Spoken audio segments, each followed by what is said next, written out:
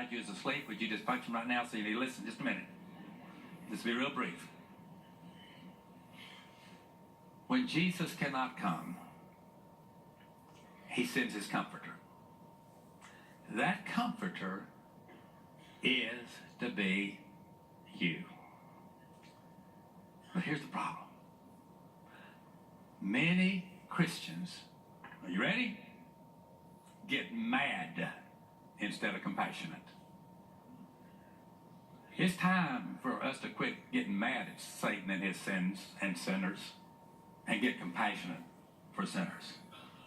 Get broken for sinners. Not that we're better than anybody else. God help us to ever think like that. But to quit our pies looking down at people and saying, boy, I wish you was like me. And they say, well, that's the reason I don't want to be a Christian. Because I don't be like you. You stay mad all the time. I've seen Christians grow up, seen them when they were 20 and know them now when they're 60, and their whole countenance has changed. They're mad all the time. They don't like this, they don't like that. And if they find two people that hadn't heard them, they'll tell them, what's wrong, what's wrong, what's wrong. But you know what? People that are serving, they don't do that. People that are giving don't do that. People that are compassionate, they don't do that. They just become living proof of a loving God to a watching world. I hope today that all of us can discover something before the day is over of how we can be more like Jesus. The holiness of Jesus is what really upset the church. It really upset the Jews. It really upset people.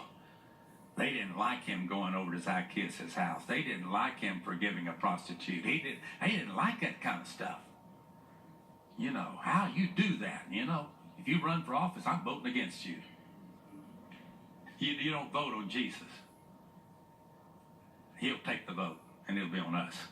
And it'll be yes or no. Yes, you're my child, or no, you're not. It's just that simple. If you love God, you can love those that you detest what they're doing. But you want to see them to change. And you don't get people to change by beating up on them. You get people to change by picking them up and loving them and presenting them to the Father. And when you nominate them, he elects them. He will accept them. That's the way he accepted us. When you hear all the story, when we get to heaven, we think we're saved because we were reared in the perfect home with the perfect parents and the perfect grandparents. No, we're saved by the blood of the Lord Jesus Christ.